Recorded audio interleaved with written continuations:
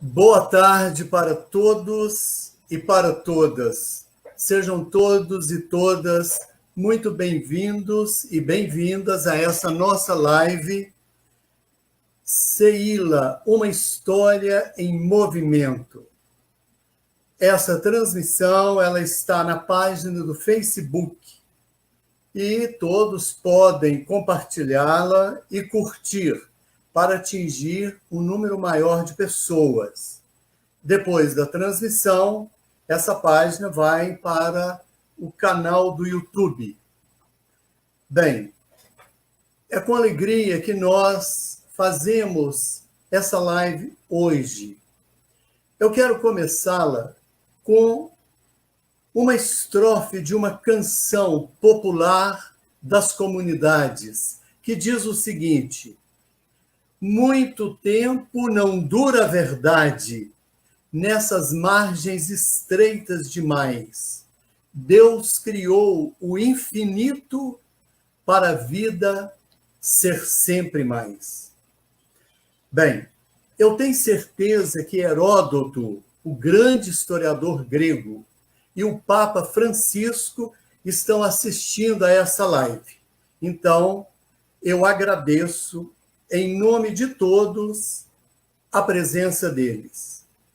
CEILA, Centro de Estudos de História da Igreja na América Latina. Então, o CEILA começou, eu mostro aqui um livro, onde há uma introdução geral da sua proposta. Essa proposta lembra a fundação do CEILA em janeiro de 1973, na cidade de Quito, e no Brasil, em São Paulo, em 1980. Nós temos aqui 3 professores, doutores, são historiadores notáveis da história do cristianismo e da história da cultura. Eduardo Ronert, Martin Dreyer e Oscar Beoto. São historiadores que enfrentaram muitos tsunamis. O primeiro foi o cardeal Trujillos, Lopes Trujillos, e souberam vencer com dignidade e coragem essa pandemia.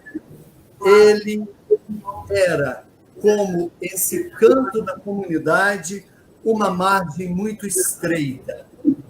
História corresponde a fazer aparecer o outro, o esquecido. A proposta do CEILA está nesse caminho, fazer aparecer. Como uma fábrica faz aparecer um carro, o ofício do historiador está na relação entre o passado, o presente e o futuro. Fazer aparecer o Brasil indígena, fazer aparecer o Brasil negro, fazer aparecer o Brasil povo, fazer aparecer a ausência. Então, eu passo a palavra para esses 3 notáveis historiadores, fundadores do CEILA. Seguindo e em ordem alfabética, eu passo a palavra para o professor doutor Eduardo Ronert. Seja bem-vindo, Eduardo. Boa tarde. Eu me proponho de conversar um pouco com vocês a respeito de 2 dias históricos, o dia 3 e o dia 4 de janeiro de 1973. Nesse dia, por assim dizer, na realidade, nasceu a CEILA de gênero feminino. Em que sentido? Para situar a coisa rapidamente, eu queria contar algumas coisas ligadas à Igreja Católica. Em 1968, a Igreja Católica da América Latina realizou em Medellín uma primeira conferência geral dos bispos da América Latina, dos bispos católicos. E essa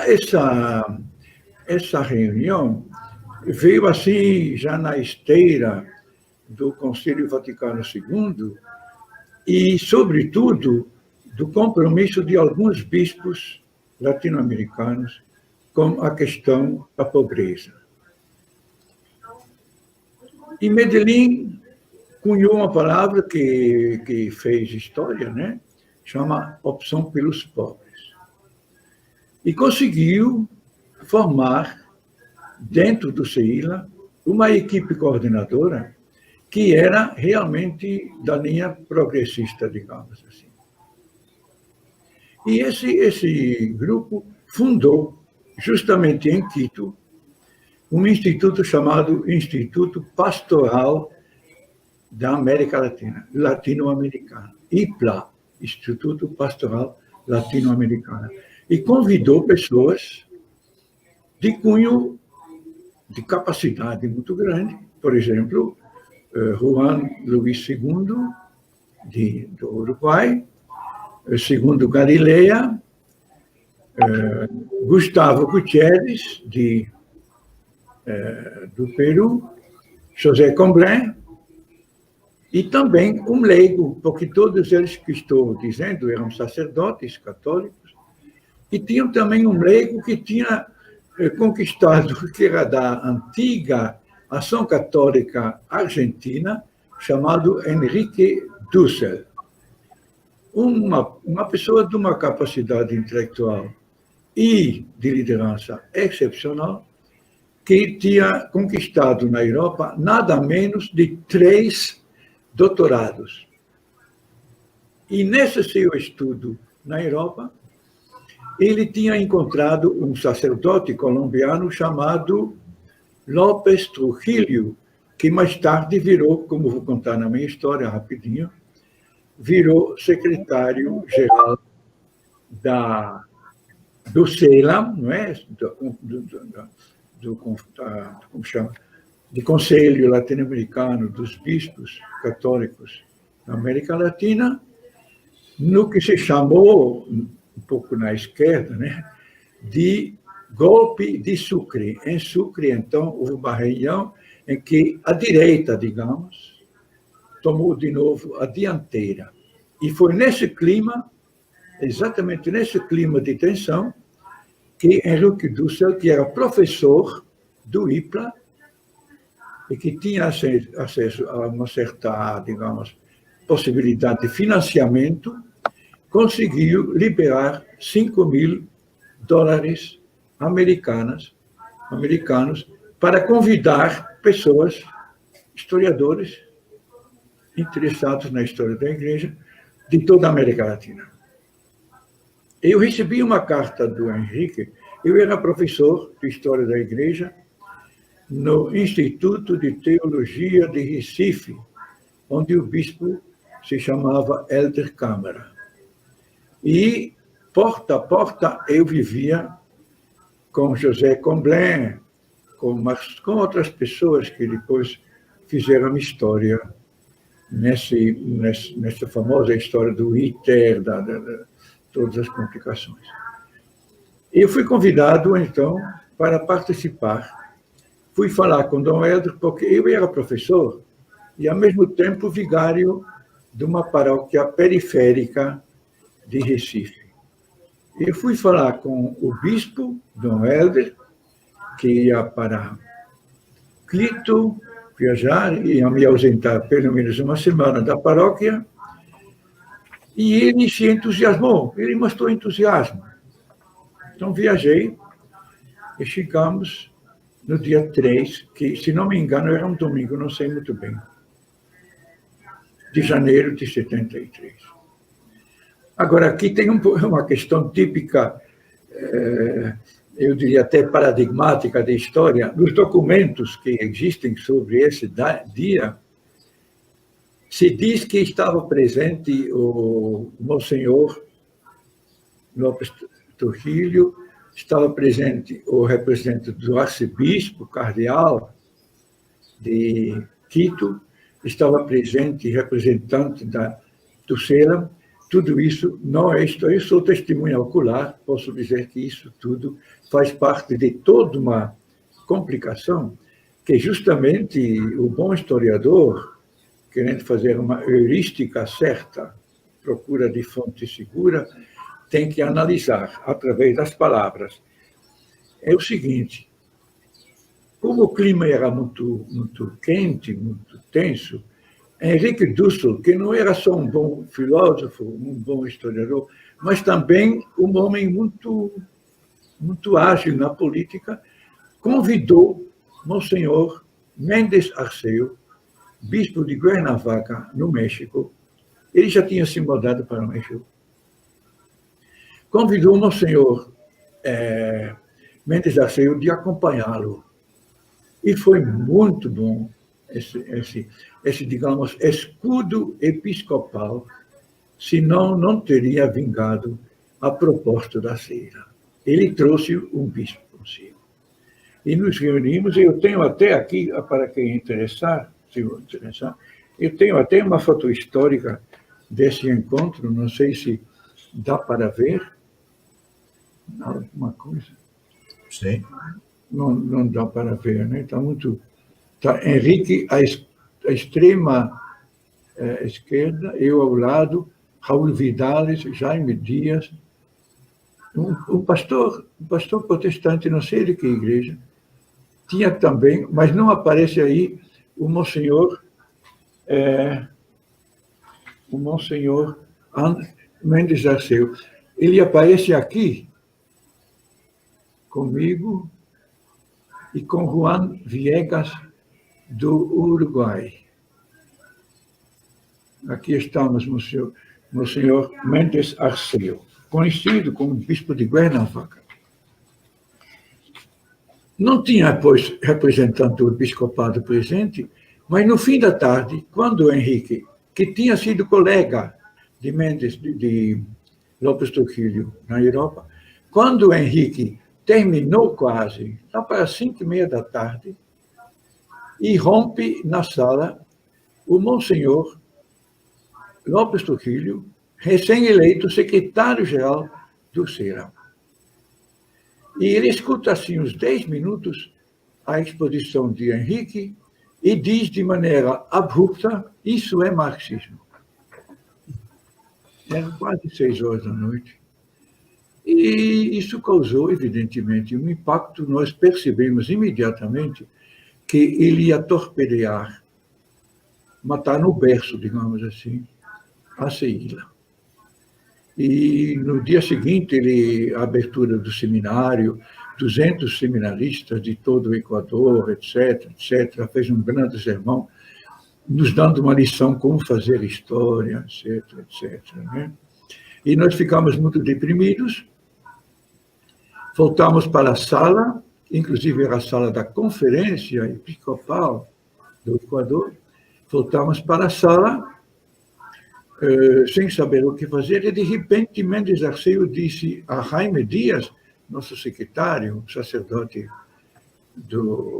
da Colômbia, ele disse, vá para um cartório da cidade e manda registrar Ceila como entidade civil. Na realidade, seria já um centro, né? Mas eu sempre uso, já disse a você, Ceila como o artigo A, assim, né? Mas vá para a cidade, manda registrar. E nos primeiros documentos, durante muitos anos, aliás, da Ceila, funcionou isso, registro, número tal, cartório, número tal, Quito, Equador. De um lado, quando fomos para a Secretaria do IPLA, não tinha mais, evidentemente, não tinha mais os $5.000, ficamos pobres, mas livres. E eu não sei falar sobre a repercussão no Ceilão e no episcopado latino-americano. Só sei que Henrique, nos primeiros anos, sempre vinha com o escudo episcopal. Monsenhor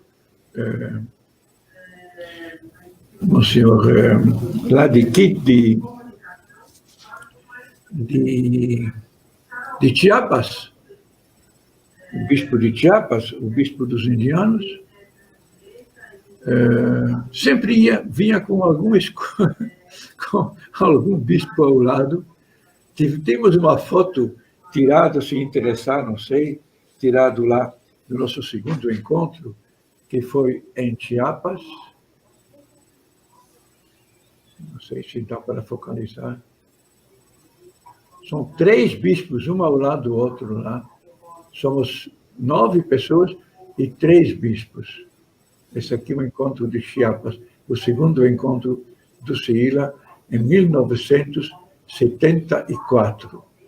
Está lá Mendes Arceu, está lá, me foge o nome, e está lá Monsenhor Polanco, bispo auxiliar de Santo Domingo. Mas o escudo vai caindo aos poucos, o CEILA começa a ter mais autoridade, inclusive mais financiamento, pode continuar os trabalhos. Eu quis contar essa história porque estou me dirigindo aqui a um público, me parece, que está interessado em história, para dizer que a coisa mais importante do historiador é fazer a crítica das fontes históricas. Se você se confiar nesse livro aqui, que é o livro que publica justamente esse primeiro encontro para uma história da Igreja americana, você vai ver na primeira página as atas, que é totalmente forjada, na presença do excelentíssimo senhor secretário-geral do CEILA, do bispo auxiliar de Quito, da representação do senhor cardeal, etc. Tudo isso não corresponde à verdade, mas responde a um tipo de diplomacia, de luta. E, finalmente, a CEILA sobreviveu, sobretudo, pela extrema capacidade de Henrique Dussel. Isso deve ser dito. Henrique Dussel é um homem, ele agora está com 86 anos. Henrique Dussel é um homem que tem um poder de aglomeração impressionante. Além de ser ele é mais filósofo da religião, da história, do que historiador. Henrique Dussel é uma figura realmente importantíssima. Ele foi reitor da maior universidade da América Latina, da UNAM, em México, né? Hoje está batalhando pela ideia da descolonização, e continua militando, continua ativo. É uma grande figura.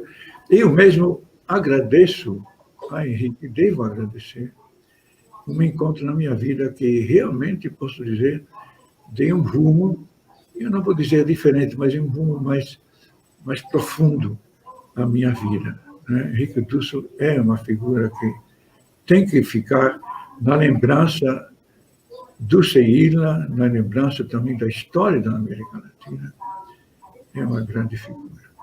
Eu não sei, estou achando que estou extrapolando o tempo, né, Mauro? Você tem mais 2 minutos e meio. Se tiver mais 2 minutos e meio, eu diria que uma das coisas que eu lamento, porque eu tenho do meu pai o gosto pela fotografia. Estou aqui com não sei quantas fotografias que não vou mostrar, mas lamento que não tenho uma foto de José Honório Rodrigues, que nos deu aulas, verdadeiras aulas, nos primeiros encontros de CEILA Brasil, que, viu, Mauro, começaram em 1974, no Cenáculo, no Rio de Janeiro, com as irmãs do Cenáculo, no bairro de Laranjeiras, no Rio de Janeiro. Esse homem se entusiasmou por ver pessoas que eram sacerdotes, que eram ligados à Igreja Católica, capazes de criticar a Igreja e de não continuar naquele discurso triunfalista da evangelização, da cristianização, etc. Né? José Honório Rodrigues é um entusiasmado pela sigla, colaborou muito na formação. Nós, da primeira, que é um pouco pré-história para José Oscar e para Martin, a pré-história significa para eles 74, 75, Rio Landoise, não é? Marina Bandeira, Beno Brod, de São Leopoldo,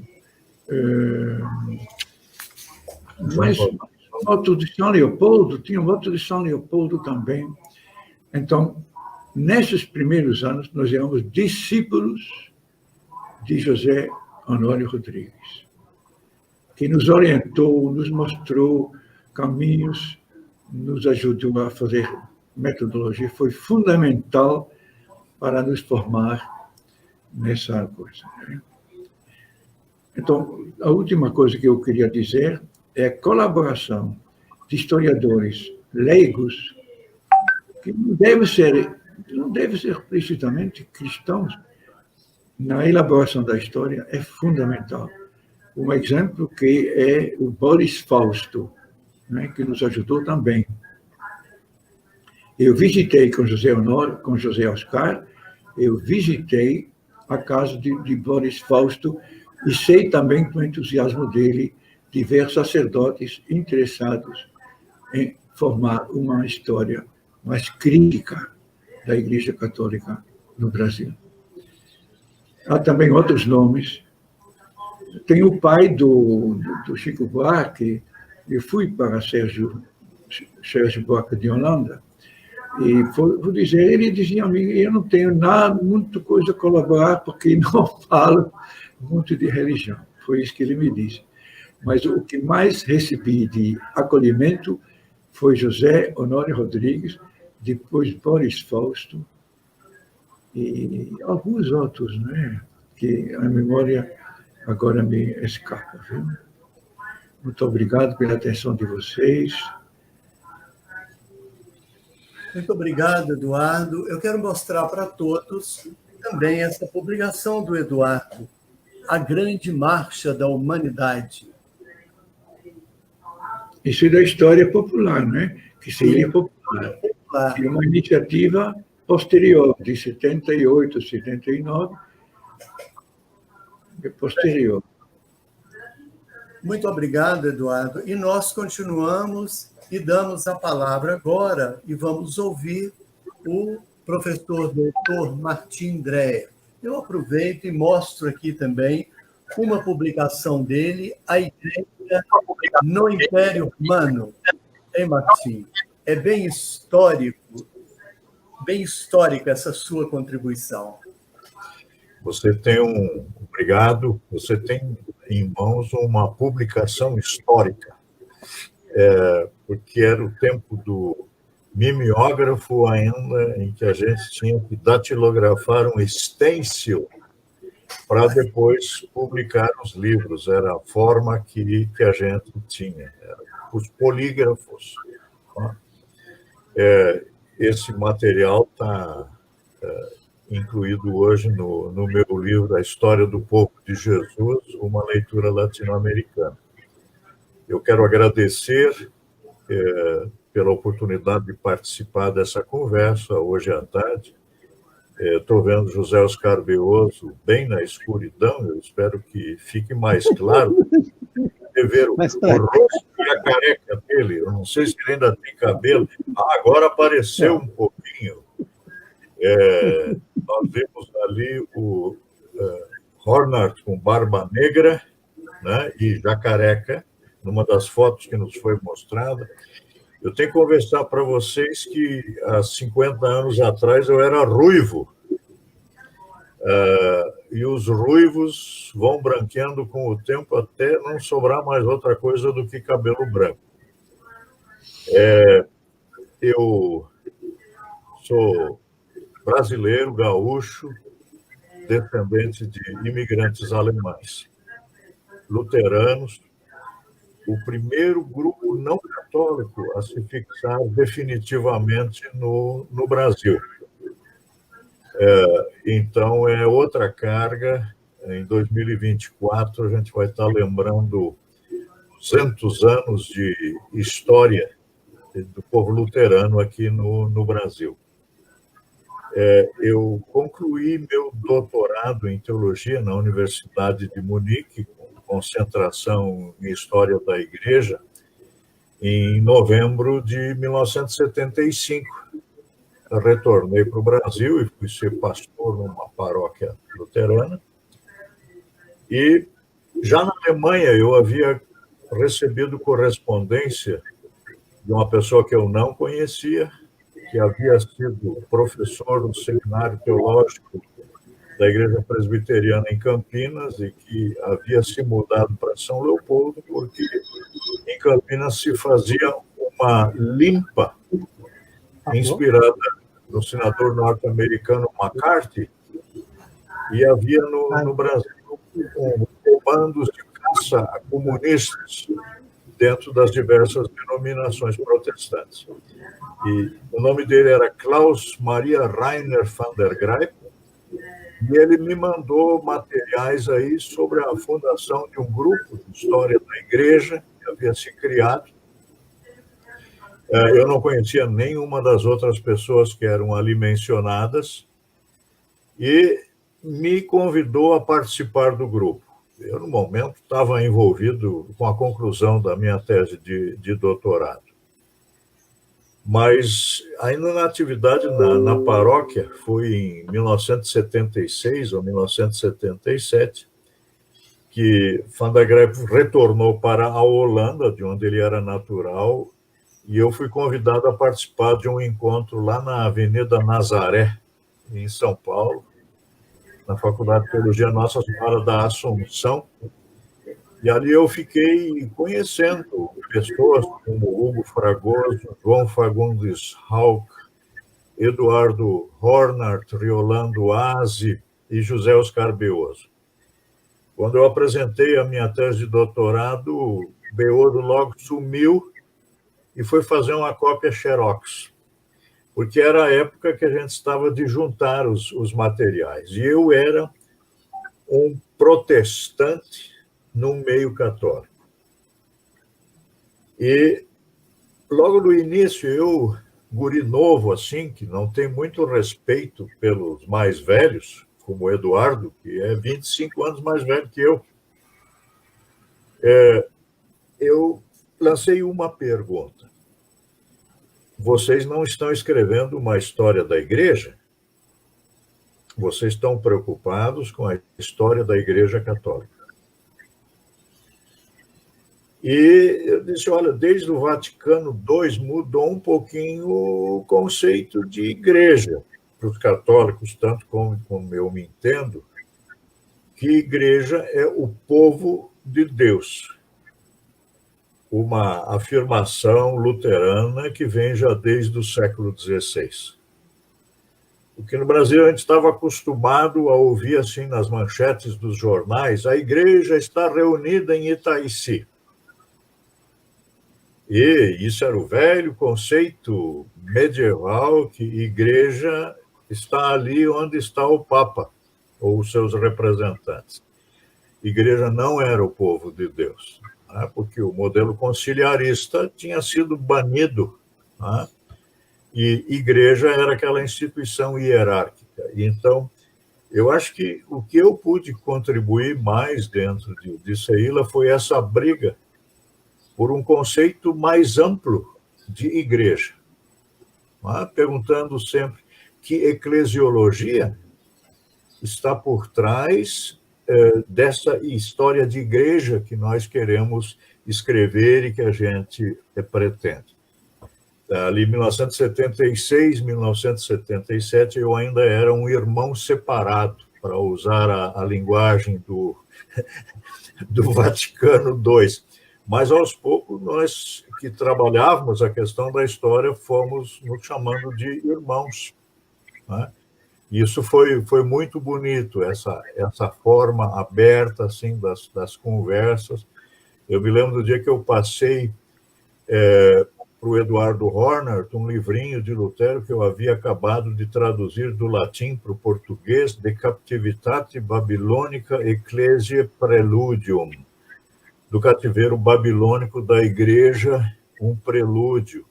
É um livrinho que este ano está completando 500 anos da sua primeira edição e que é a briga de Lutero contra a doutrina dos 7 sacramentos que vai levar à sua exclusão da Igreja Católica. E Eduardo, na época, reage escrevendo um artigo, Lutero, um teólogo que pensa a partir do povo.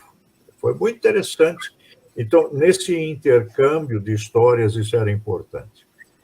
Em 1978, eu fui convidado a assumir uma cátedra de História da Igreja na atual Faculdade ZEST, então Escola Superior de Teologia, na cidade onde hoje resido, São Leopoldo.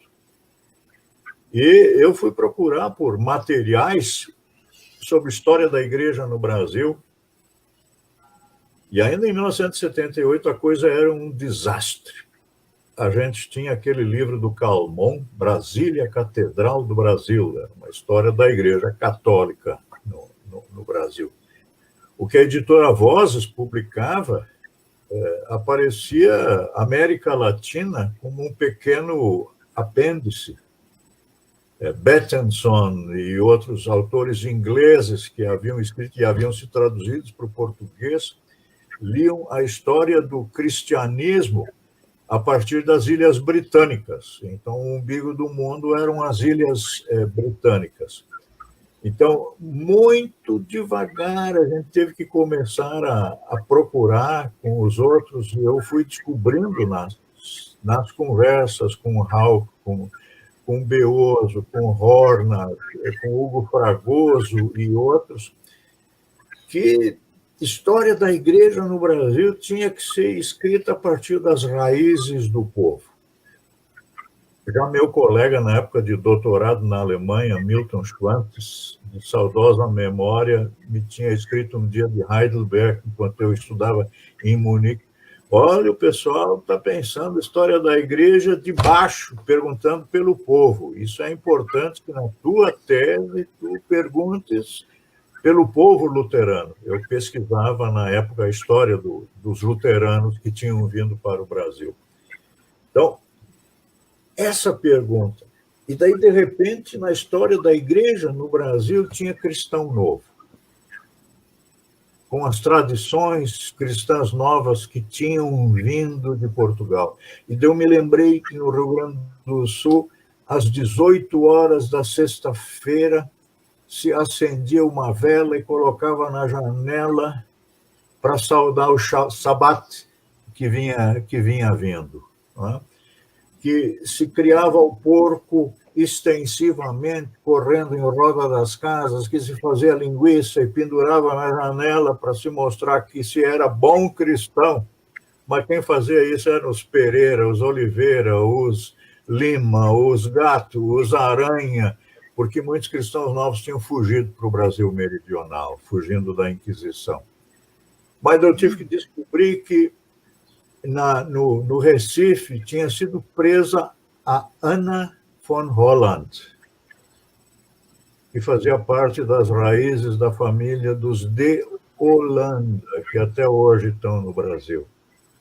Que por lá tinham estado os Lins, que vão dar origem aos Lins do Rego e assim por diante. Quem eram essas pessoas? Eram luteranos que tinham vindo trabalhar em feitorias, trabalhar na produção de açúcar, assim como um filho de Eubanus Ressus, o fundador da primeira universidade luterana, Marburgo, tinha vindo para trabalhar em São Vicente.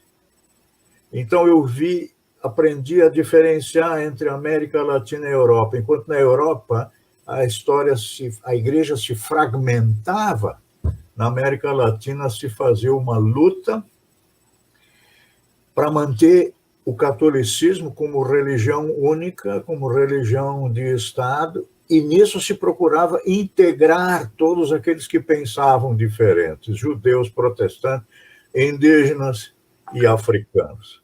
E essas diferentes tradições perfaziam a história da igreja. Então foi uma época assim muito árdua, mas muito abençoada, de se procurar por raízes, de se procurar entender. E acho que aos poucos a gente foi criando uma historiografia ecumênica, vendo que história, mesmo a partir do povo cristão, não se pode escrever de maneira vertical, mas tem que escrever a história do cristianismo na horizontal. Porque o povo, nas diferentes denominações, ele sofre as consequências da história e do tempo no qual ele está vivendo. Então, muitas coisas eram comuns e aí era possível começar com uma coisa. Se a gente olha, assim, os volumes 1 e 2 da Ceila dedicados ao Brasil, nós vamos ver que é basicamente história do catolicismo com apêndices protestantes, ainda na época escritos por Klaus Maria Rainer von der Graaf. Não há um esforço de interpenetração. E eu fiquei muito feliz por ter podido fazer essas pesquisas. E também por ter os recursos que nos mantinham aqui no Brasil, nos nossos encontros. A gente não sabe hoje em dia que a maior parte dos recursos para os nossos encontros vinham inicialmente da Igreja Reformada da Holanda, uma organização protestante que sempre teve mão aberta para permitir encontros. Depois foi importante a gente criar um grupo protestante no Ceila, né? Porque a gente queria transmitir para os outros seminários aí alguma coisa do que a gente estava descobrindo. E isso foi muito frutífero. A gente se reunia em Santo Amaro, na sede da Igreja Anglicana, ali. Então, com o bispo Sumio Takatsu, com Mendonça, né, professor entre os presbiterianos. Isso foi muito importante. Mas a gente teve que ir descobrindo o que era protestantismo no Brasil. No início não se levava a sério o pentecostalismo. Mas o pentecostalismo já na década de 70 era algo que a gente não podia esquecer, porque já começavam a surgir os primeiros pentecostais católicos, que era algo que tinha que entrar na perspectiva de quem fazia história do catolicismo no Brasil, né? Então, foi importante verificar aqueles pentecostais penetrando primeiro na Amazônia, no ciclo da borracha, e findo ele retornando e indo em direção a São Paulo. Os pregadores pentecostais, no início, era tudo cabeça chata, porque vinham do Nordeste em direção ao Sul. Então, me lembro nas aulas que dava a tentativa de, com os meus estudantes, procurar verificar o veio novo. E saíram alguns que aprenderam a pensar aí a história da igreja a partir de baixo e vê-la numa perspectiva ecumênica, né? Não escrever simplesmente história denominacional, mas ver que ao Sagrado Coração de Jesus, na teologia católica, correspondia aquela piedade cardíaca dos pietistas luteranos, não é? Que era a mesma coisa, que os dois se entregavam a Cristo, que os dois tinham a mesma linguagem sexual, não é? Quando falavam, né? Então, isso foi, olha, de uma beleza tão grande para os meus estudantes. Se o Lauri Wirtz tivesse sido convidado para falar aqui hoje, ele poderia dizer do que a gente lutava junto ali, depois as perspectivas, que o Lauri já conseguiu colocar isso um pouco na tese de doutorado dele, defendida em Heidelberg, Mas os professores lá, às vezes, não tinham a antena para isso. Né? Sheila me ajudou a entender a história da fé cristã na América Latina. E eu acho que foi uma sementezinha, na época, muito forte no contexto da teologia da libertação, mas isso nos unia, porque da tradição luterana a gente tinha aprendido uma palavrinha que dizia, que falava da liberdade cristã. Para a liberdade foi que Cristo vos libertou. Por que é que vocês se deixam escravizar novamente por dias, tempos e coisas? Gálatas capítulo 5, versículo 1. Eu acho que, e aos poucos a gente foi aprendendo a ver que história não era uma coisa só de macho, que havia mulheres. Em toda essa história da América Latina, que não fossem as mulheres missionárias, nós não teríamos escolas metodistas, nem presbiterianas, nem luteranas no Brasil, nem as escolas adventistas. E aí a gente descobriu que na Igreja Católica tinha as religiosas, que sem essas mulheres aí, olha, a Igreja Católica já tinha encerrado suas atividades muito tempo, porque houve uma época em que no catolicismo brasileiro se precisava do padre só para consagrar os elementos, e o resto da vida da igreja era animado pelas ministras da Eucaristia. Então, eu acho que nisso aí, os meus 15 minutos já devem ter passado, não é, Mauro? Pode concluir. Eu acho que isso foi que eu tinha pegado. Eu acho que o Eduardo esqueceu de mencionar também Darcy Ribeiro, que teve uma contribuição muito importante, né, para a nossa reflexão, além de José Rodrigues, né, e de tantas outras pessoas. Eu acho que eu fico nisso aqui, depois do Beoso ter falado, talvez a gente pode entrar numa conversa frutífera, e um lembrando o outro. Eu admirava esse padre que vai falar agora, depois de mim, porque ele conseguia em São Paulo, CESEP, durante toda a semana, pegar ônibus, ir lá para Lins, para estar com o povo dele em Lins, voltava, segunda-feira estava em São Paulo, de novo, na terça viajava para a Europa para dar uma palestra, bom, até que um dia metade do rosto dele parou, e nós achamos que iríamos perder. A gente tem que agradecer a Deus por ter preservado esse homem, que a gente tem que dizer assim, que ele era, em inglês, um workaholic, e por isso produziu tanta coisa também, uma enciclopédia ambulante. Obrigado pela paciência. Obrigado, Martim, professor Martim Dreyer. Nós vamos agora ouvir o professor José Oscar Beoso. Eu quero mostrar um trabalho dele também, A Igreja do Brasil no Vaticano II.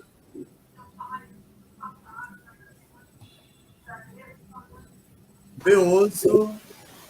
Ô Mauro, desculpa fazer uma intervenção aqui. Eu sou Valdinei Gandra e estou aqui na parte técnica. O padre Beoso perdeu a conexão e, infelizmente, nós não estamos tendo contato com ele neste momento. Então, vocês podem tocar aí o diálogo, né? Fazer algumas perguntas, algumas conexões, porque ele perdeu a conexão, infelizmente. Eu gostaria de fazer um pequeno comentário. Ótimo, Eduardo. Para o meu colega Martim. Quando ele fala da igreja, do estudo horizontal e não vertical, me parece uma coisa absolutamente central, né? Mudar para... Eu diria até nas últimas semanas, comecei a me interessar pelo pentecostalismo. Uma forma, um modelo que, no fundo, vem já dos Atos Apóstolos, né? De Pentecostes, né? Bem no início, e que escapou da minha atenção. Eu, agora com 90 anos, estou começando a ver que o pentecostalismo, com sua teologia da prosperidade, que não vem da instituição, mas vem do espírito, pode combinar perfeitamente com a teologia da libertação. Que não há contradição nenhuma quando a gente considera, a partir do espírito que anima as pessoas, entre uma teologia da prosperidade e uma teologia da libertação. As instituições, muitas vezes, tomam a dianteira e abafam o espírito. Então, Martim, quando você fala de um estudo horizontal, você está abrindo o campo para esse tipo de estudo, que eu tive que aprender. Você tem toda a razão quando diz que nosso livro de 74, 75, ainda era uma história da Igreja Católica, sem nenhuma dúvida. Eu não sei, na minha colocação agora, eu falei de bispos católicos. Antigamente nem falava de bispos. Como se bispo católico era bispo. Não é? Nós temos que aprender isso na dura sorte, calmamente, com toda a aplicação e com muita humildade. Tá bom, Eduardo, muito obrigado. Parece que o professor Zé Oscar Beoso conseguiu retornar aqui. Então, eu passo a palavra para ele e, novamente, coloco aqui o seu trabalho fantástico, A Igreja do Brasil no Vaticano II. Pois bom, não, Beoso, tranquilo. Então, boa tarde.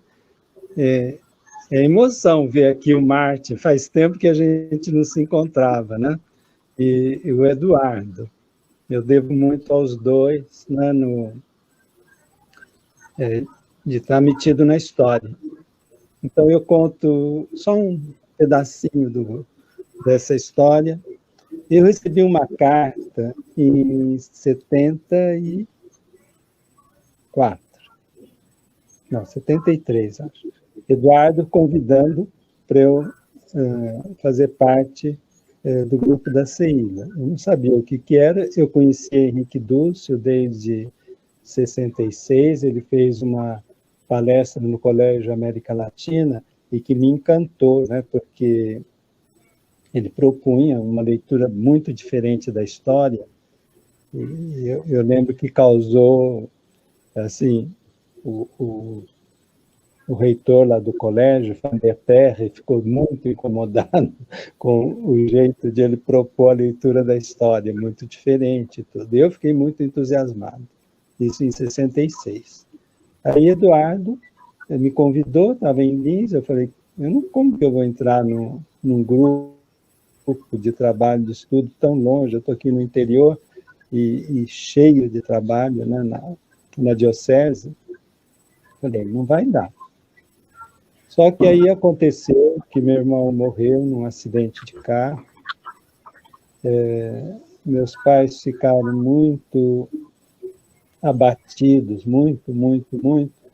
E tinha uma reunião da CNBB no Rio sobre a questão dos leigos. E eu tinha feito minha tese em Louvain sobre os movimentos universitários católicos, a JUC, a AP, e os do começo do século.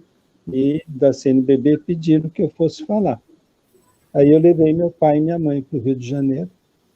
Nessa reunião estava Leonardo Boff, e quando acabou, ele falou, sobe comigo lá para Petrópolis, porque está tendo uma reunião da CI. Vai lá, você cumprimenta. Tem o Eduardo Horner, está o Alceu Amoroso Lima. E eu subi, eu avisei meus pais, estavam na casa de um tio, subi para Petrópolis. Encontrei todo esse povo na reunião, né? E aí, depois de um pouquinho, falaram assim, ai, que bom que você está aqui, porque o Rupert, que ia escrever o período da Primeira República, ele desistiu. Então, você pega e escreve isso. Eu falei, mas como? Eu estudei, foi aqui a JUC, tudo, nos anos 50, 60, 70, se for para pegar esse período. Não, mas não tem ninguém para fazer esse outro período. E aí eu caí nas malhas do Eduardo, que nunca mais me deixou, né? E aí eu fui para o Rio escrever uma parte que está lá em 76, está lá no volume 2, né? Sobre os indígenas, o fim do Império. Bom, fez uma outra traquinice. Ele coordenava a CIILA Brasil. E tinha o simpósio do Panamá, em 76, dos 100 anos do... Não, 100 anos não, 50 anos do Congresso do Panamá, né, dos protestantes que foram para Edimburgo, o grande encontro da missão, e que é um ponto de partida para o ecumenismo, e eles acharam que não, que aqui a América Latina não é, que o movimento ecumênico respeitava as várias igrejas cristãs e não ia...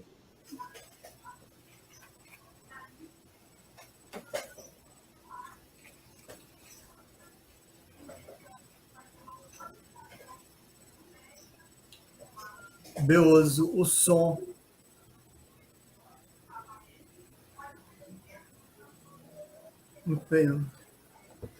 Deve ter havido uma interrupção aí, novamente. O problema, é verdade. Na questão, né? Mas o Beoso estava apontando, Mauro, aí uma questão importante, é que nesse congresso do Panamá se chega à conclusão, do lado protestante, de que a América Latina era uma área de paganismo puro. Era assim que era visto o catolicismo. Né? E então deveria ser área de missão. Né? E então muitos se tornam anabatistas aí novamente, porque vão fazer missão entre católicos e vão rebatizá-los. Aliás, eu descobri entre os luteranos que os padres jesuítas faziam a mesma coisa em relação aos luteranos, que não faziam os matrimônios mistos, eles não presidiam os matrimônios mistos sem antes a noiva ou o noivo terem sido batizados sub conditione, né? Do batismo não ter sido feito corretamente. Então, isso são aspectos que, de repente, tem que se observar na história da igreja. Mas depois eu descobri que não eram só os protestantes norte-americanos e ingleses que pensavam assim a respeito da América Latina. No encontro com Johannes Meyer, da Universidade de Mainz, um missiólogo importante que contribuiu muito conosco, eu descobri que os franciscanos que são mandados para o Brasil, que primeiro vão para o norte e nordeste, né, e depois, porque começam a morrer que nem mosca lá por causa do calor, vão se estabelecer em Santa Catarina, de onde vão sair os Boff, os Arns e outros franciscanos importantes, que eles, quando mandam cartas para a Alemanha, vão escrever que aqui no Brasil isso é puro paganismo, quer dizer, não entendem o catolicismo popular que existe aqui, que isso aqui é infernal, então tem que lutar aí, toda a tentativa de restauração católica no Brasil, né, que foi feita por franciscanos e por jesuítas, e os dois tinham as casas de formação no sul do Brasil primeiro, só depois que os franciscanos vão para Petrópolis, né? Porque tinha que cristianizar o Brasil, ou recristianizar o Brasil, por causa dessas tradições do catolicismo popular que tinha se colocado aqui. Mas era só uma deixa que eu queria aproveitar enquanto se busca restabelecer com... Viu, Martim? É uma deixa muito importante, porque, na realidade, você está tocando numa questão que pervade, eu acho que pervade toda a história das religiões, quando a instituição toma dianteira diante do espírito, não é? Porque o cristianismo, antes de mais nada, é um espírito que pervade o mundo, né? Não só as religiões, mas o mundo. Mas as instituições, por interesses vários, interesses por vezes inconscientes, não, toma a dianteira. A instituição, quando toma a dianteira, ela, por assim dizer, domestica o espírito, né? Isso acontece praticamente em todas as religiões, em toda a história, né? Sim. E para nós, assim, para mim, eu fico sempre mais entusiasmado, desculpe dizer isso, com Jesus de Nazaré. Sim, que colocou isso de maneira absolutamente clara, né? É o Espírito, né? O Evangelho de Marcos começa com isso, levado pelo Espírito, né? Os Atos dos Apóstolos, nos primeiros 20 capítulos, citam 4 vezes o Espírito. É um Espírito, é uma maneira de sentir. Não é só o Espírito de uma forma espiritual, é um ímpeto, é uma rua, né? É um entusiasmo, é uma força que pervade o mundo e que nós chamamos cristianismo, né? Essa descoberta, posso continuar, Mauro? Sim, sim, claro. Me fez descobrir uma coisa muito importante em relação aos irmãos católicos no Brasil, né? Quer dizer, até o advento da República no Brasil, Roma não apita muito aqui no Brasil, né? E é na República que vai vir todo um esforço da Cúria, né, para fincar o pé aqui no Brasil. Já tem alguma coisa no Segundo Império, né? Mas eu digo, quem é que era o Papa no Brasil? Primeiro, o rei português, né, por causa do padroado e da Ordem de Cristo, né? Depois, os imperadores do Brasil. E quando Roma começa a tentar botar a colher aqui na igreja no Brasil, Dom Pedro II vai dizer que muito padre ensina o povo a pensar besteira, né? Exatamente. E aquele vovô de barba branca, bonito, com o qual eu me pareço, né?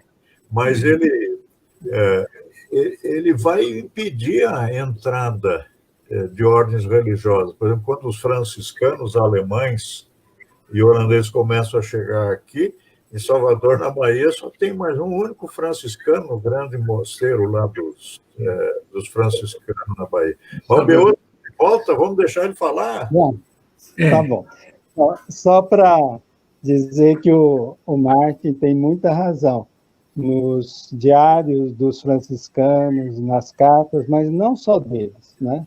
Dos outros que vinham, eles diziam que esse povo do interior, que eles visitavam uma vez por ano, de católico só tinha batismo. O resto não tinha mais nada, né? Então, que precisava catolicizar. Bom, vamos voltar para a Seila. Rapidamente, eu queria dizer uma coisa. Que o conceito, como Martin dizia, de igreja, o movimento ecumênico obrigou a alargar o conceito para acolher, né? E ter uma base lá no Conselho Mundial de Igrejas, mas que tem um momento decisivo, né? A Assembleia 48 em Amsterdã, 54 nos Estados Unidos, mas 61 a Assembleia foi na Índia. E aí tem quatro grandes revoluções naquele momento, né? Entra um bando grande de igrejas da África e da Ásia. E a agenda do terceiro mundo entra para o Conselho, que era norte-americano e europeu, né? Mudou porque ele era basicamente protestante e entra a Igreja Ortodoxa Russa.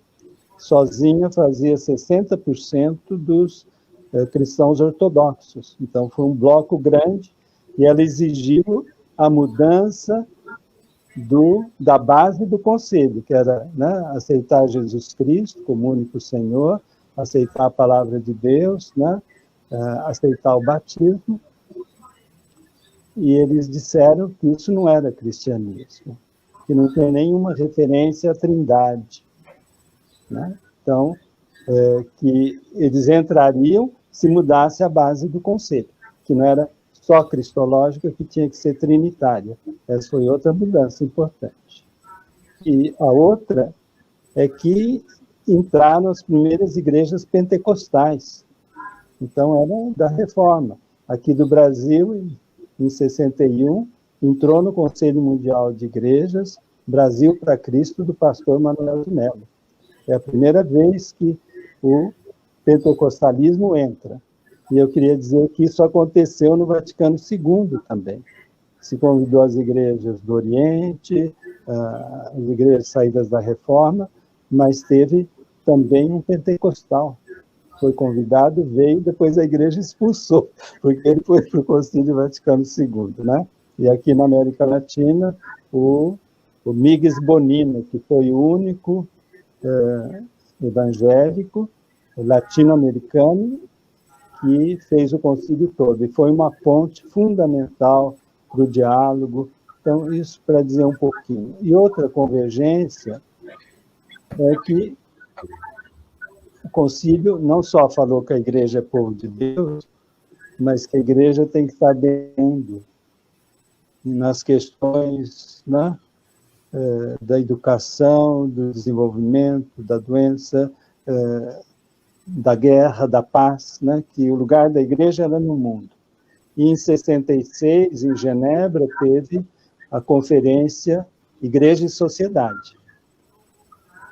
Então, foi uma convergência, e aí vai ter todo o movimento Igreja e Sociedade aqui na América Latina, com pessoas como Júlio de Santana, outros, né?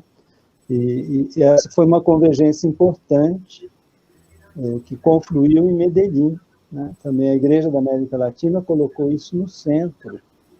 Em Medellín estava presente 11 pessoas de diferentes igrejas evangélicas, numa comunhão muito grande, que criou uma crise, porque eles pediram para concelebrar a última Eucaristia, e concelebrar, né?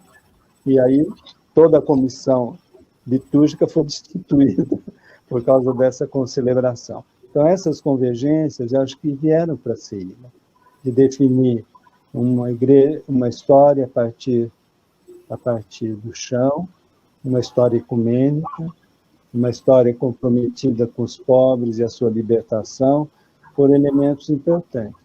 A gente ainda está no caminho para construir isso, né? Eduardo sempre insiste, uma história a partir do povo, mas feita com o povo. A CEILA Popular foi esse grande intento. Eu vou assinalar 3, 4 coisas que eu penso que foi uma revolução na forma de fazer história. Primeiro, se deixou de fazer uma história eclesiástica.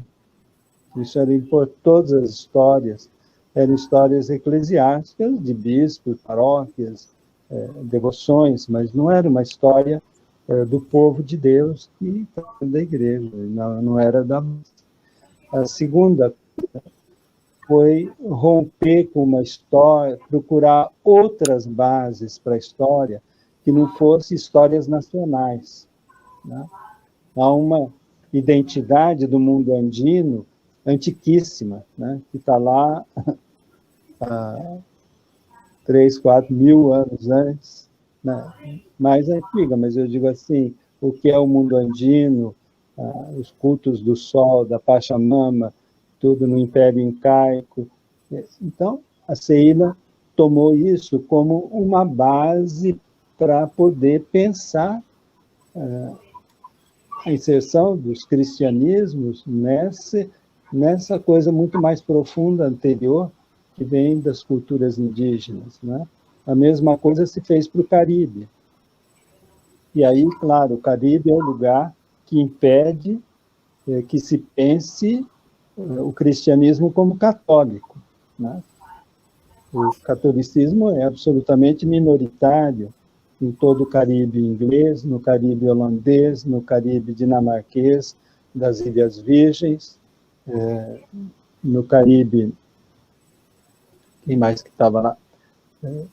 Mesmo os holandeses, os franceses, que também os huguenotes podiam ter os seus engenhos tudo no Haiti e nos outros lugares. Então, quando fala assim, a raiz essencialmente católica da América Latina, é mentira no Caribe, né? A raiz é anglicana, é metodista, é batista, é luterana, é reformada lá nas Ilhas Holandesas. Então, o Caribe acho que é chave para desmontar uma leitura que não é correta.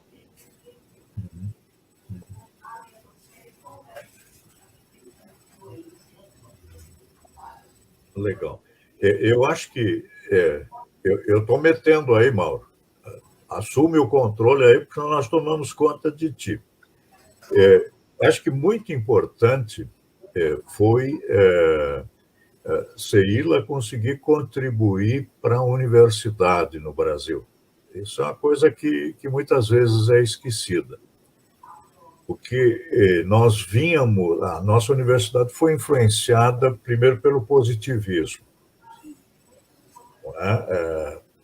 O degrau teológico vai ser superado em pouco tempo. Então, teologia não fez parte da universidade no Brasil, e então a história religiosa também não entrava, porque ela ia ser superada em pouco tempo. Depois, nós passamos por um marxismo sui generis no Brasil, que também não estudava. Isso é superestrutura, e superestrutura não é objeto do historiador.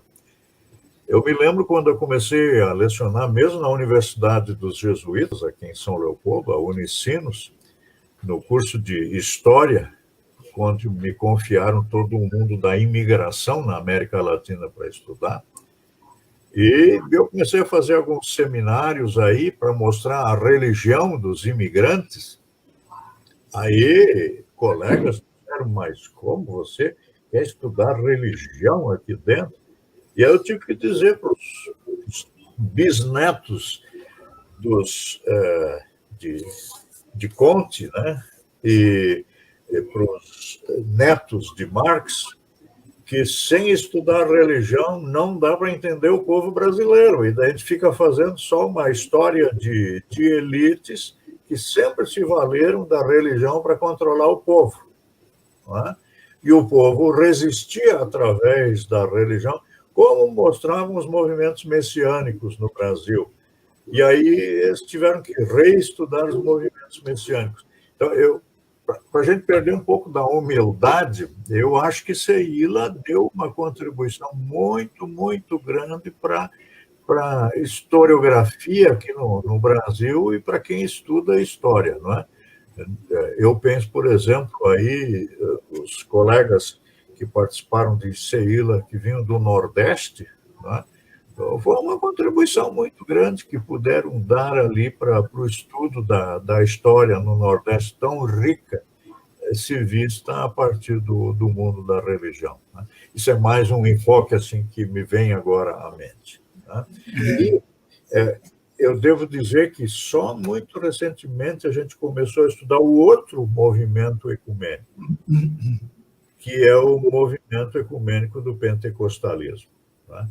Não pode, hoje em dia, estudar a história da religião, história do cristianismo, sem levar em conta o pentecostalismo, nas suas diferentes acepções. Né? Hoje se faz política baseada no pentecostalismo, mas tem o pentecostalismo também. Oi, Severino, está olhando aí daí do Recife, a gente? Ele apareceu na tela agora. Então, eu penso o Rios Montes, na Guatemala, né? Quer dizer que primeiro na televisão eu rezava com o povo e depois ia direto para a tortura, né? Mas se eu penso, por exemplo, o pentecostalismo chileno na sua resistência a Pinochet e ao regime pinochetista, né? Isso vai ter que entrar cada vez mais. Eu fico feliz que em grupos como a Igreja Assembleia de Deus ter surgindo hoje doutores em história que estão relendo toda a história do pentecostalismo. Então, eu acho que a gente pode descansar em paz, porque tem alunos e alunas da gente que pegaram a ideia e continuaram. Mesmo assim, Martin, fica um desafio, não é? Eu concordo plenamente com você quando você diz que a CEILA foi importante para a universidade. A questão que nós estamos agora no CEILA também, aprofundando, eu acho, é a questão da comunicação com aquela população que nós chamamos o povo de Deus. Esse problema da comunicação continua, e nesse sentido, eu concordo com você plenamente, o estudo do pentecostalismo é fundamental. Temos que nos abrir para esse mundo. Até agora a CEILA conseguiu pouco contato. A minha alegria é que nos últimos, eu diria até semanas, não sei, Mauro, nas últimas semanas, a RELEP, né, a Rede Latino-Americana de Estudos Pentecostais, facilitou lives com o CEILA, né? Isso é uma coisa, para mim, inteiramente nova e de grande importância, porque temos que, como você diz, horizontalmente trabalhar com esses grupos em diversas denominações que tentam se comunicar com essa grande massa de povo que está totalmente perdida pelo discurso da Globo, o discurso da televisão, o discurso é fabricado através do dinheiro dos ricos, não é? Acho que tem um grande desafio nesse sentido. Eu coloco também, ô Martim, nessa sua observação e na do Eduardo, a importância da escrita da história feita pela CEILA, que é uma história feita de leituras do mundo e não apenas de leituras do religioso. Mas por quê? Porque leitura é movimento e criação. Então, a questão da história do cristianismo e da igreja, ela bate com a questão da cultura.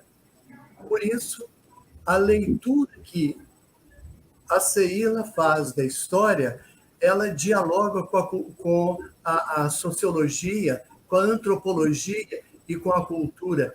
Quer dizer, eu entro no religioso não somente por uma porta, mas eu tenho várias portas para compreender o religioso.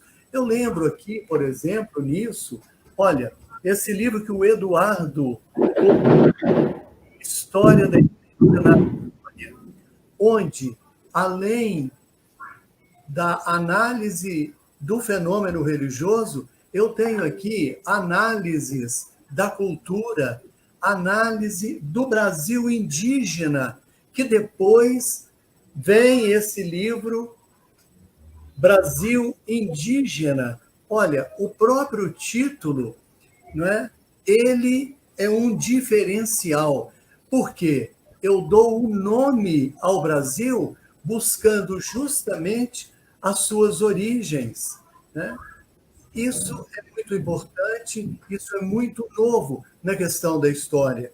E como que hoje, ainda hoje, o que é muito bom, na universidade, os livros publicados pelo CEILA são usados, são citados, né, pela importância e pela abordagem que é feita. Sem dúvida. Onde está José Oscar? E nesse caminho, só um minutinho, Eduardo, eu gostaria de lembrar, nessa questão do pentecostalismo, eu vou dizer uma coisa aqui, que eu sugiro a todos que estiverem assistindo a esse programa, olha, há uma leitura obrigatória que eu deixo para todos como um para casa.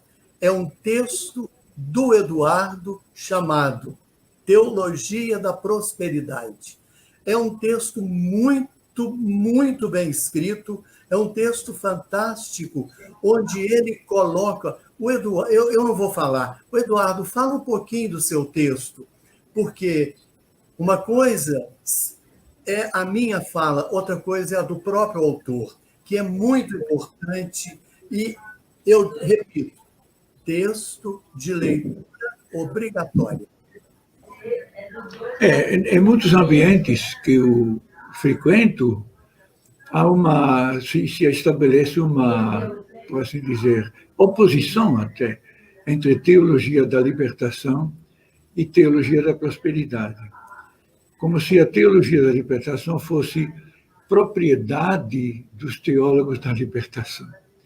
E como se a teologia da prosperidade fosse propriedade dos pentecostais. Isso é uma lacuna aí na análise, um erro até de conhecimento, não é?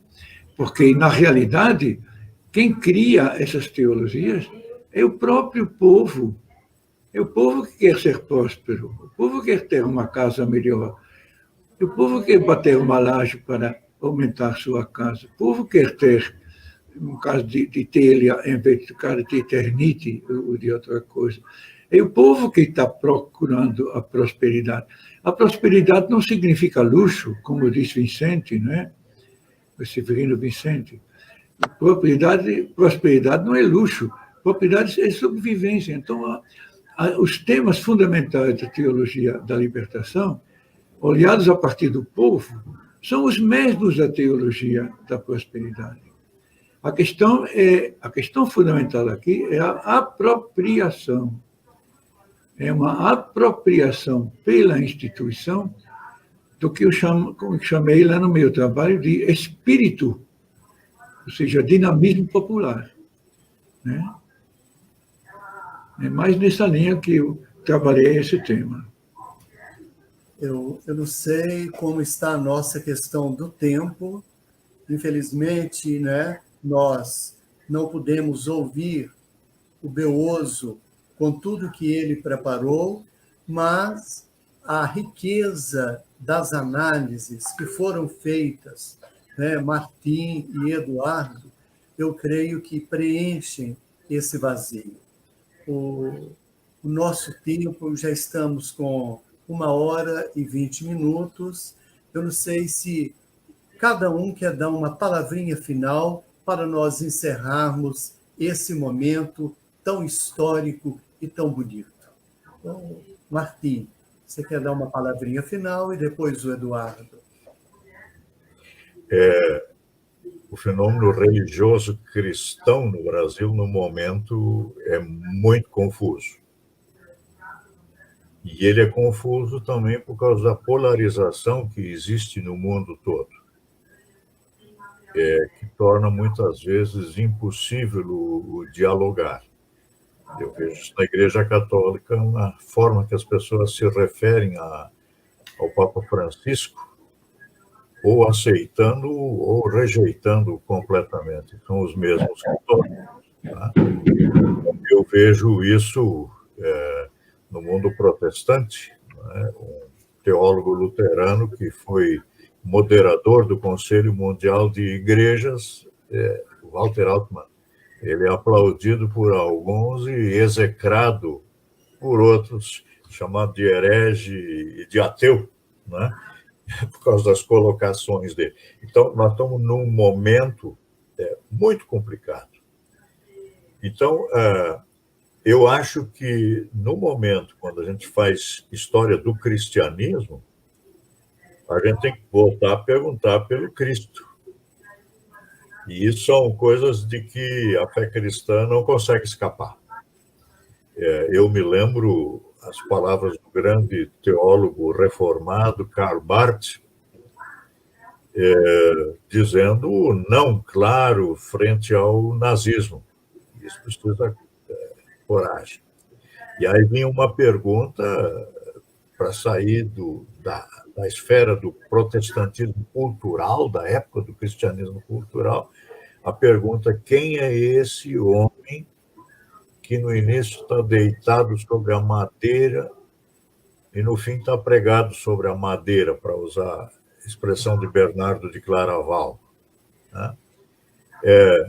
Então, eu acho que é profundamente necessário uma reorientação, perguntando quem é esse Jesus de Nazaré, o homem que procurou fazer também a reforma em termos históricos do judaísmo e foi corrido pelo judaísmo. E me parece que a própria história da fé cristã muitas vezes é a história do correr com esse Cristo, né? Porque ele atrapalha. Então, eu acho que quem quer fazer a história do cristianismo tem que se perguntar profundamente também quem é esse Cristo, né? Ele mesmo faz a pergunta, né? E vocês, quem é que dizem que eu sou? Né? Eu acho que a gente não pode fazer história do cristianismo sem fazer história da teologia ao mesmo tempo. Seria a minha palavra final aqui, com a gratidão pelo encontro com vocês nessa tarde. Quem sabe mais adiante vamos fazer, se Deus o permitir, ou aqui no Rio Grande do Sul se diria, se o patrão lá de riba permitir, que a gente volte assim de novamente. Muito obrigado, hein, Martim? Muito obrigado. Ô, Beoso, infelizmente chegamos ao ponto final, mas você tem que dar uma palavrinha para depois o Eduardo dar o ponto final. Pode ser? Tá, pode. Eu completo o que o Eduardo tinha dito. A Sheila foi recebida pelo Monsenhor Samuel Ruiz, em Chiapas. Samuel Ruiz, né? Então, eram os dois do México, o de Cuernavaca e o Samuel Ruiz, em Chiapas. Lembrar também que Eduardo fez uma incursão muito importante na Biblioteca Nacional, atrás de mapas, iconografia, que dão um rosto diferente para a história. Lá no primeiro volume, foi um grande trabalho, acho que era Lígia ou Lídia, a senhora lá da Biblioteca Nacional, e aí, ao lado de José Honório Rodrigues, também Michel Dessertot veio uma vez e provocou uma boa mexida no pensamento inicial da Sheila. E como o Martin lembrou, o Darcy Ribeiro veio uma vez no Rio de Janeiro, outra vez em Manaus, fazer uma conversa, e o companheiro dele, né, agora foi embora. Moreira, que é quem preparava muita coisa que o Darcy Ribeiro escreveu. Então, para a história da Amazônia, Moreira foi fundamental para nós. E os simpósios, né, cada vez e feito com universidades, né? Eu lembro, nós fomos em Buenos Aires, foi com a Universidade de Buenos Aires e o Centro de Estudos Migratórios. Quando a gente foi no Paraguai, teve né, com o Meliá e o Demétrio, Margarita Estragó, eram pessoas no Chile, quando a gente foi, o contato com os Mapuches, com a universidade, na Bolívia, com os campesinos, né? Em San Antônio, no Texas, com a questão da presença da mulher na igreja, né? Em Manaus, com os indígenas, aqui em São Bernardo, com a classe operária.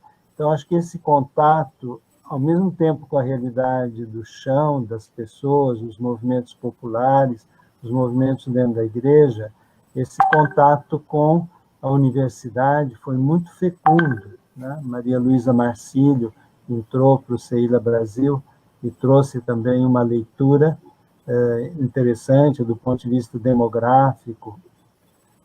Então, eu queria dizer que um pé no chão do povo, uma conversa com aqueles que estão fora da igreja, a apresentação do primeiro volume, em 77, uma noite memorável na PUC de São Paulo. Na mesa estava o Bose e o... Em 70 e quanto? 77, quando se apresentou o seu livro na PUC de São Paulo, e estava o Mota, o Carlos Guilherme Mota e o Bose, que haviam feito a leitura do livro, estavam encantados, né? Encantados, os dois, o Alfredo Bose. Então, eu penso que se conseguiu restabelecer um laço com o pensamento na academia, e que não era um pensamento religioso, mas que fecundou e nos obrigou também a trabalhar a partir de métodos históricos, de pesquisa, e enriqueceu profundamente a CEILA. E acho que a CEILA enriqueceu a universidade de incorporar como parte da cultura o universo religioso. E acho que abriu uma brecha mútua que nos fecundou mutuamente, muito importante, né? E aí, claro, que precisava toda uma conversa só sobre CEILA popular, esse desafio de que o próprio povo construir a sua história, o seu relato, a sua narrativa, daquilo que é a sua fé e a sua organização. Então, eu falo, a CEILA foi uma graça dentro da minha vida, né, de ter amigos como o Martin e como o Eduardo e tantas pessoas no continente todo. A gente saiu da casca do ovo dos nacionalismos, do Brasil pensar no próprio umbigo, e a gente teve que pensar Caribe, os latinos nos Estados Unidos, né, os chicanos. Então, a gente ampliou para um universo muito amplo para pensar a história nas conexões, para além de fronteiras, para além também de sistemas de pensamento muito fechados. Muito agradecido a todos vocês. Desculpa, hoje foi um dia terrível, porque deu crepe no computador, também na câmera. Bom, tá aí. Mas foi o possível. Peço desculpas por esses percalços da tecnologia, né? Um grande abraço e obrigado, né? Muito obrigado, Beoso, né? E eu passo a palavra para o Eduardo dar o seu recado final. Eu queria brevemente dizer duas coisas. Nós, hoje à tarde, nós abrimos apenas o baú. Tem muita coisa no baú. Marina Bandeira, Riolando Aze, Johannes Mayer, que Martim falou, João Luiz Lorscheiter, que participou do nosso encontro de Manaus, Helder Câmara, né? Agora, uma segunda coisa que eu queria dizer. Essa conversa me fez muito bem ao coração. Eu sinto em vocês, irmãos. E a pandemia nos possibilita, porque São Leopoldo fica muito longe, São Paulo também, e Belo Horizonte também é muito longe, mas possibilita nos encontrar com irmãos aqui. Me fez bem ao coração. Muito obrigado. Olha, nós agradecemos a presença de todos que nos ouviram, né? Eu agradeço em nome do Martim, do Eduardo, do Beoso, em meu nome, do Valdinei, e agradeço a presença de vocês, né? Agradecemos a presença de todos. O futuro da CEILA, olha, com tudo que ouvimos, é o futuro do passado e o futuro do presente. Como na canção que eu lembrei no início, quando abrimos essa live, Deus criou o infinito para a vida ser sempre mais. Uma boa noite para todos e muito obrigado. Boa noite. Boa noite, Martin. Boa noite, Eduardo. Boa noite, Martin. Boa noite, José. Boa noite, Mauro. Boa noite a todo mundo que nos escuta. Boa noite. Hein? E nos vê. Boa noite.